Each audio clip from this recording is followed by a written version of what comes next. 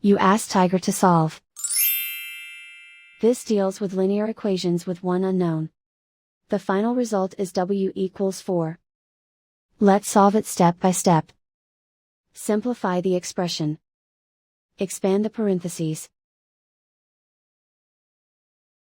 Multiply the coefficients. Simplify the arithmetic. Group all constants on the right side of the equation. Add 18 to both sides. Simplify the arithmetic.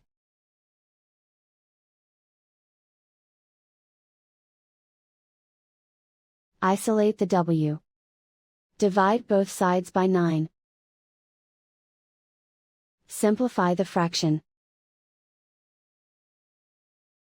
Find the greatest common factor of the numerator and denominator.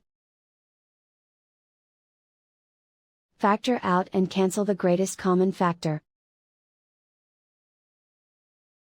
And so the final result is w equals 4.